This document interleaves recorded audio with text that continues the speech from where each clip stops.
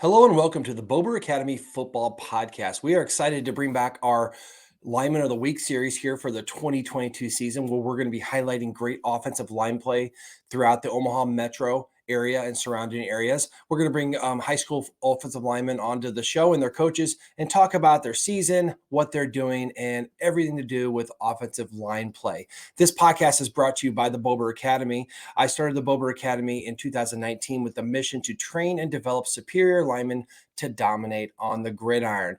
I'm your host, Chris Bober, 8-year NFL veteran. I've started games in the NFL at every offensive line position, and I love dealing with anything to do with football, especially the offensive line. Now, if you are listening to this podcast, we're on your podcast app. Just be sure to click the subscribe button. So make sure that you're getting notified of our weekly shows. We do a lot of different shows out there. Also, if you're watching us on YouTube, click the little button down there to subscribe to our channel and also the notification bell. We would love your comments and your feedback. And if you're seeing this anywhere out there on social media, feel free to like, share, retweet, comment, whatever goes on out there in the social media world. We want to spread the message of great offensive line play.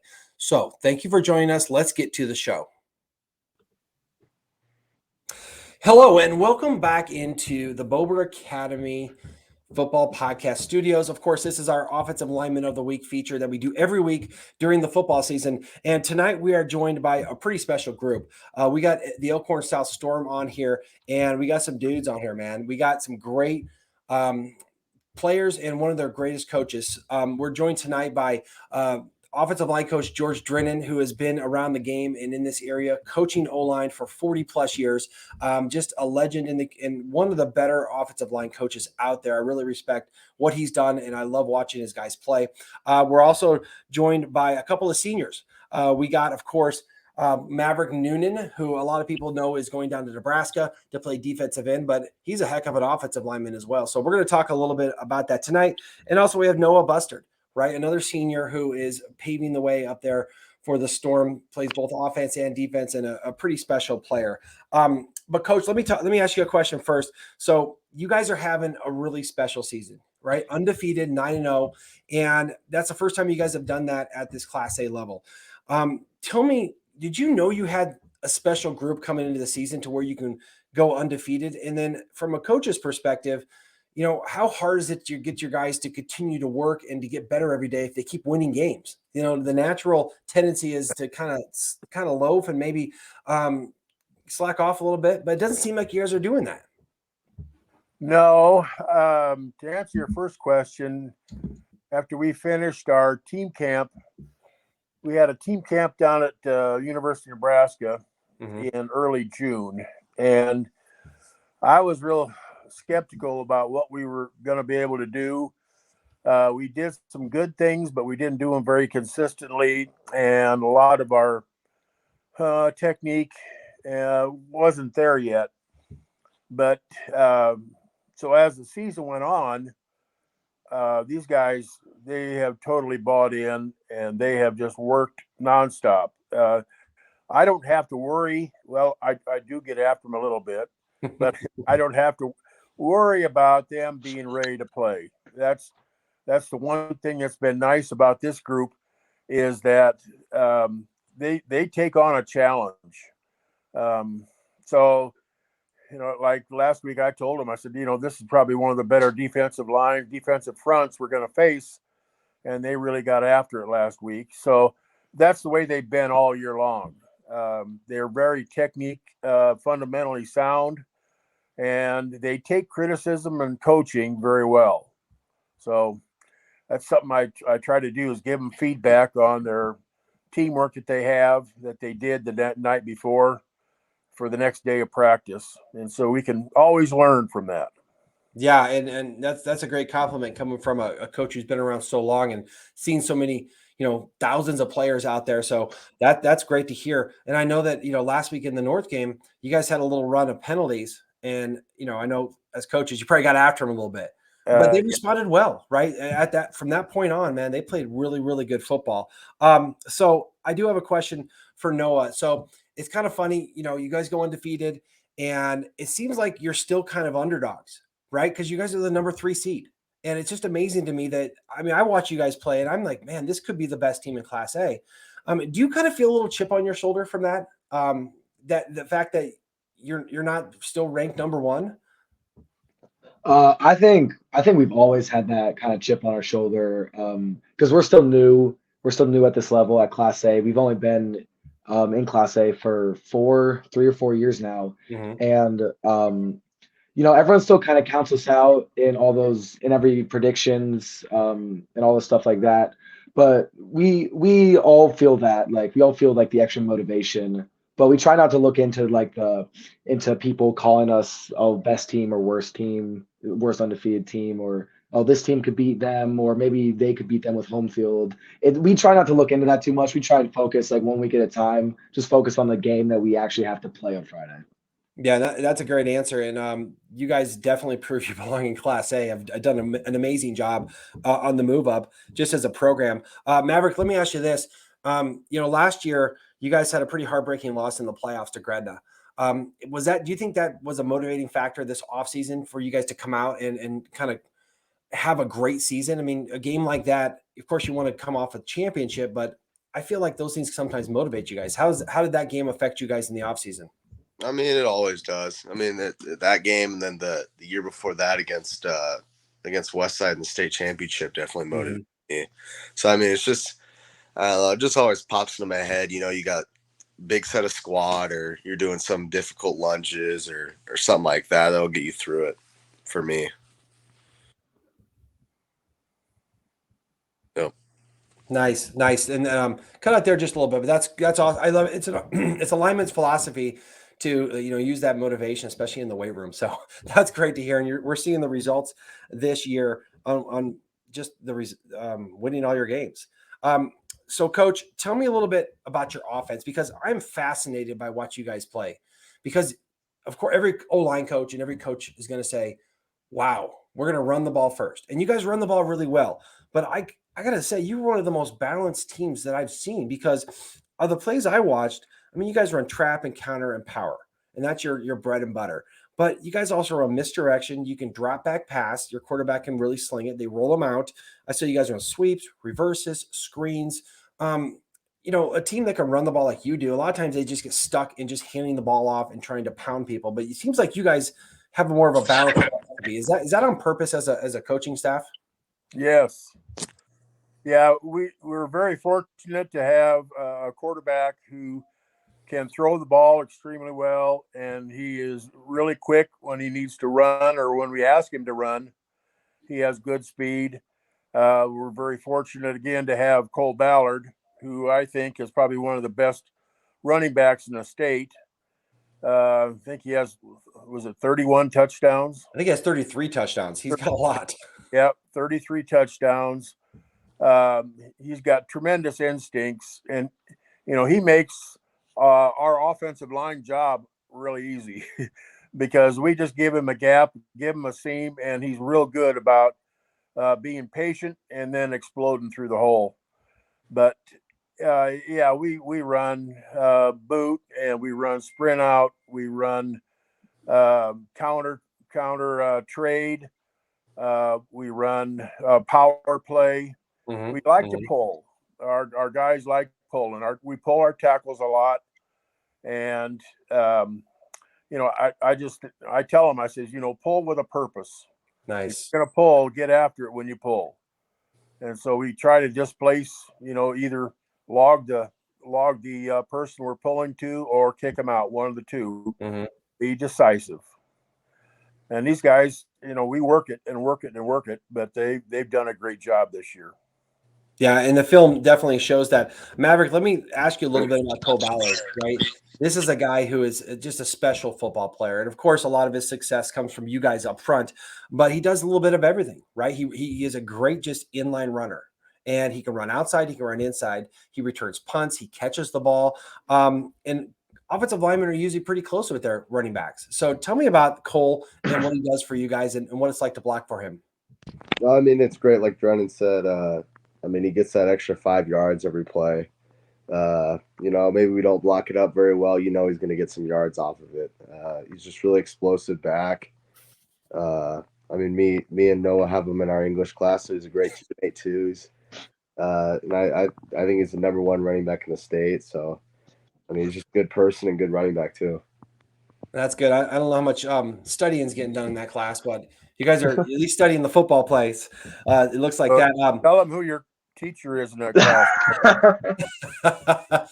So, yeah, it's always good when you have a coach as a teacher. That's always a good thing, especially during the season. So Noah, tell me a little bit. I want to talk a little bit about your quarterback, right? So Carson Ronner does some really good things. He's just a junior, but he can really sling it, and he also takes off and gets you first downs if no one's open and stuff like that. But being a younger guy and being you guys as seniors, what's he like in the huddle, and what's he bring to your offense? Well, I really think, and this goes for our entire team too, we all have really come together and unified as a team. And so I think a lot of those stereotypical things where, someone may not be as old, they're not as comfortable with everyone, I really think that doesn't play as much of a factor with us. So in the huddle, he really knows how to take command, and he's a good voice to listen to. He's always calm under pressure.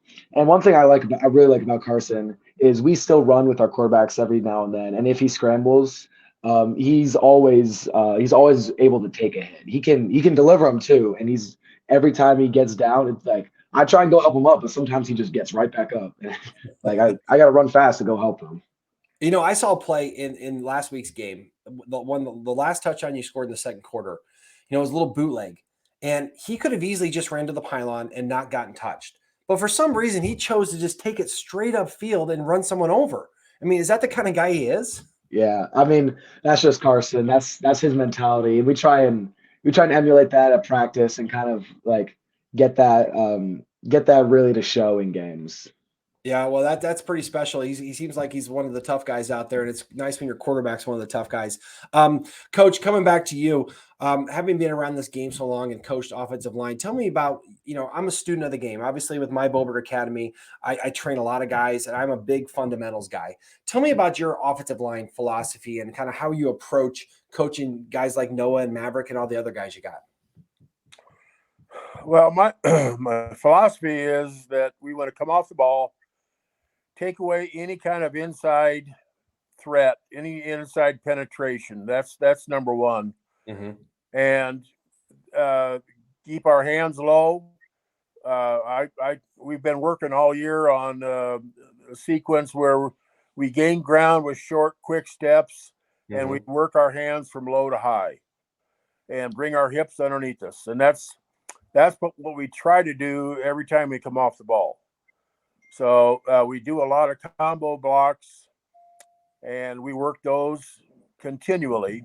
Mm-hmm. And I tell our guys, we got to communicate. The guys who are working combos have got to communicate about when they're coming off the backer. Mm-hmm. So it's 5 guys who got to work together and have confidence in the guy next to them to know that they're going to get their job done. So, it's the same way, as well as I do, that if you have confidence in the guy next to you that you're working with, that you're going to be that much better of a ball player, and you're going to turn it into a heck of an offensive line. So, like I said, we try to take away any inside threat, any inside penetration first, and then work to get a push, working low to high and gaining ground with every step. I love it. I feel so much better about what I teach because that's the exact same thing I teach. And, if I'm teaching the same thing you're teaching, I should be on the right track. And I can see as a group, you guys have really come together. That synergy with the O-line is something that's pretty special when you can have it. And you guys definitely do.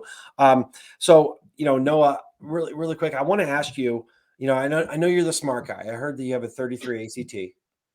They talked about that on TV. So that's pretty cool, man. It's good to have a smart guy up there. But tell me about your Rhino package, right? I mean, it's almost like the Rhino package is out there, and it's a pretty big deal. But is it something that's special for you guys? You guys kind of get a little more lathered up when you're putting the Rhino package in? Yeah. Anytime we put Rhino in, it's obviously it's like a power run formation. So it's really just, we think that we're going to run the ball right up the middle, and the other team just has to stop it. It's really just as simple as that. And so anytime, we bring it out, we always do the rhino signal. Everyone on the team gets going. And it really, I think it brings like a new mentality to when we're in the game. And it's really fun to run. It's one of my favorite formations. It's one of my favorite periods during practice. And it's not something that a lot of teams can mimic successfully. And I saw on Twitter or something, you guys even had shirts made one time. So Yeah.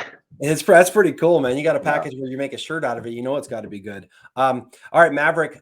So obviously, you're going to go play the next level, play D line, right? Because you're a skilled guy, and I think you could be an offensive lineman. But with the way they utilize you a lot is pulling, and I'm so amazed at your athleticism. You got length, but tell me about the play that you guys run so much where you're on the backside and you're pulling all the way around the other side as a tackle. I mean, you just don't see guys doing that. And that's been a huge play for you guys. What's that play called? And is that when you're like the athlete and the puller on this line? How do you approach that? And how do you like that play? Yeah, I mean, that's probably one of my favorite plays too. I just get to go light up a inside linebacker. So that's always nice. But I mean, yeah, it's just a great play, a great design. I think we ran that play last game after the first half. The first play is a touchdown. And Cole Ballard got a touchdown. Yeah. So, it's just a great play design. I love running it. I love blowing up a little guy. So it's always nice. I love it. That's why I love it as a lineman too. When you get out there in space and there's nothing they can do about it. So it's very cool that to have someone like you on the O-line that can do that. All right, Coach, talk to me about your O-line, right? So we have two of your guys up on this podcast here today with Noah and Maverick, but I know you play a lot of guys. So tell me about, obviously specifically Noah and Maverick and what they do, but maybe some of the other guys and how they contribute too. The other senior on our offensive line is Carter Jorth, and well, first of all, our captains this year, and we've never had this before that I've been around. 3 of them are offensive linemen. Nice. And so that kind of tells you about what the rest of the team thinks of their leadership, first of all.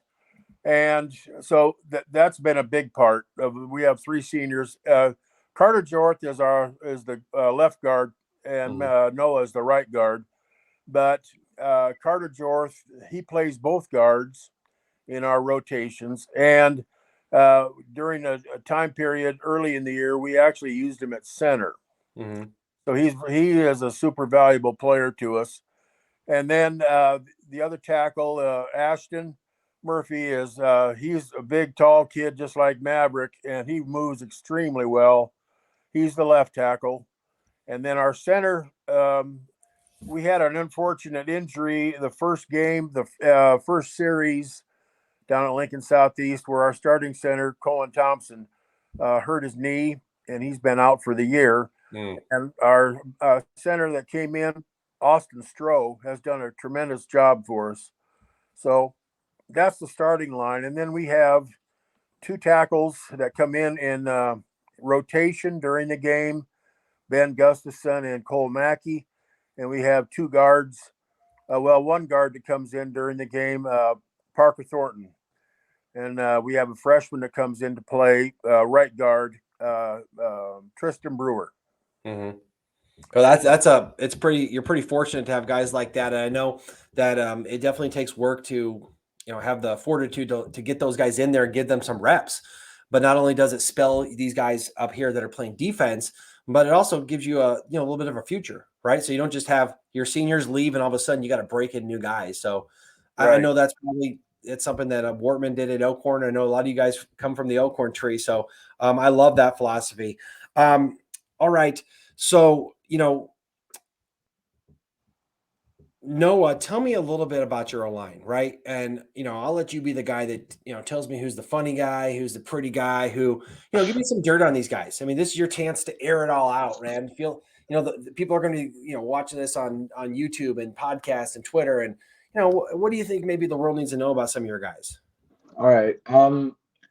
And I'll open this up to Maverick. If you disagree with me on anything, just feel free to chime in. Yeah. I guess we can just really go down the line. I left tackle with Ashton Murphy. Big guy. He's You know, he likes to host a lot of the times when we all get together for lineman dinner. Good host, you know, always goes with the flow, but every now and then if someone steps out of line, you know, Ashton's gonna let him know. Carter Jorth, you know, that is like the nicest dude I've ever talked to. Unless like if he's pin blocking you, then it's kind of annoying. He'll pop in at the end of this. He's getting a haircut right now. Yeah, he texted me that he can't make it. Yeah. He's getting a haircut. Yeah. So he's got to be the pretty one, right? Yeah, we can call him that. We'll call him the pretty one. Yeah, maybe we could have called Maverick that too, but Yeah, we'll go for Carter right now. As center, we have Austin Stroh. He's a really funny guy. I just really like being around him and like the energy he gives off. And then at right tackle, I'm right guard, and then at right tackle is Maverick. And I have never met someone as, I don't know what the kind of word I should use, as unique as Maverick. Unique's a good word. He's a really unique person. There's just all sorts of stuff just happens. Even at practice today, man, just all sorts of stuff just goes down with Maverick. Oh, come on. Yeah. You got to have fun, man. I mean, you're going through kind of hell up there, just beating on each other. You got to have something fun, right? Yeah, that's what we like. It's always business when it comes to football. But we joke around. Yeah, you know, that's awesome, man. Some of my O-line buddies that I played with, I mean, 19 seasons I put on a helmet, and some of them are still my best friends because of what you go through together. All right, Maverick, you got anything on Noah? I mean, he got to say his piece. You got anything on him? He's unique too. Well, he's got to be the smart one. I mean, he is the smart one at times. But yeah, no, he's funny too. We were always joking around in Coach Rose's class, so yeah, no, it's funny. It's funny. That's awesome. Okay, as we kind of wrap it up here, Coach, I would love to kind of maybe you share some of the secret of what Elkhorn South does with Coach Rosenberg and obviously you on the staff. You guys are so good at being good in the regular season, but it seems like when you come to the playoffs, you guys take it to a new level. You know, what's the difference, right? Because a lot of coaches and teams can win in the regular season and they get to the playoffs and they just kind of, you know, don't perform as well. But you guys have a history of always performing well in the playoffs. How do you guys do that? Well, I think it's preparation. Our practices are the same this week as what they were week one. We have the same practice time. We have the same amount of time. We have the same time periods. Everything's the same. So it's pretty much routine. And we just ask our guys to give championship effort in practice so that on Friday night, they don't have to do anything special. We're not asking them to do anything above and beyond what they've done in practice. And, you know, I think that routine that we follow is very organized and it's very complete. I think that makes a huge difference. The kids know what they're going to get each day in practice. They know what to expect. They know what we expect of them. So, you know, when we say, hey, it's teamwork time, they know that they got to turn it up. And it's like, I tell them it's game speed. Okay. It's game speed right now. Let's go. Let's, you know, get after it. And so, you know, we have short periods of individual time. Each position does, but, you know, we just take advantage of every minute we have on the practice field. I tell them, you know, don't waste opportunity. A practice is an opportunity to get better. Yeah, that's a great philosophy. And, you know, you guys are lucky to have such great coaches. And it seems like what I heard is that you guys have the same standard and you just get a little bit better every week, every day, every week, every period. So that by the time when you get to the playoffs, you just continue to get better. And if you've done your job, Right, you should be playing at a high level. I do see coaches out there that kind of get to the playoffs and kind of change it up. And I think it throws the teams off. So that consistency, I think, is a great model. All right, to finish, last one for Maverick here. Do you see a difference in playoff week as you get to the playoffs? personally and as a leader of this team, do you just give a little bit more because you're working towards that championship? To be honest, not really. I mean, I'm always giving 100% during the regular season and playoffs. I mean, for me, it's just the next week. It does mean more, but I'm not switching up my preparation, like Coach Drinnin said.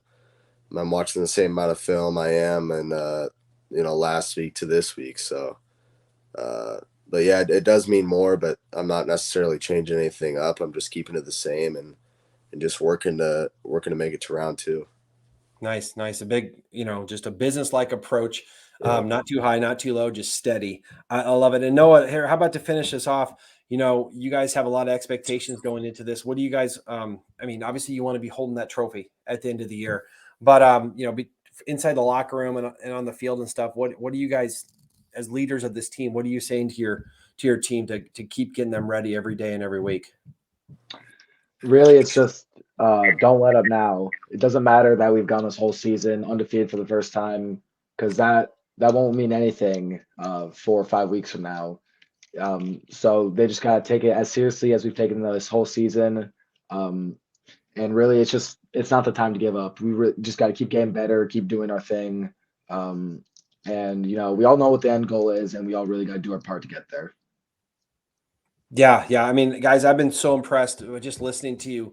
The workman-like attitude that you have. Obviously, you have great leader like Coach Drinnin here, Coach Rosenberg, and you guys. As far as I can see, you guys are rolling, and you guys should keep that up. You guys got Lincoln East this week. In your bracket, you could be maybe Prep or North Platte, then Bellevue West or Gretna, and then try to get all the way to the championship. But guys, I just really appreciate you come on, sharing your comments. You guys are just watching from a distance and in the stands and on TV. I could tell you guys are a special group on the offensive line, but then as a team too. So I just want to wish you guys the best of luck this week. I'm going to be out there watching you. I'm going to go to the Elkhorn game, watch my daughter dance at halftime, watch them play. Then I'm going to stick around and watch you guys too, because I like to watch good football. So guys, thanks again. Best of luck this week. I'll put this out there for everyone to share. And thanks again for coming on the Boulder Academy Football Podcast. Thank you. Thank you. Thank you. Podcast is available on all podcast platforms. So wherever you listen to your podcast, we're going to be on there. Be sure to subscribe to our channel. That way you get notified of new episodes. Also, we are on YouTube. If you want to find us on YouTube, just search for the Chris Bober Lineman Academy, and be sure to also subscribe to our page. Click the notification bell and feel free to comment, share everything that goes on there. We're on social media as well. Follow us on Twitter, Facebook, Instagram. We even have a page on TikTok. So the more you can follow us out there, the more we can spread the message of great offensive line play out there. If you have any questions, comments, or feedback, be sure to reach out to us through any of those social media channels and spread the word. We want to get offensive line play great here and everywhere.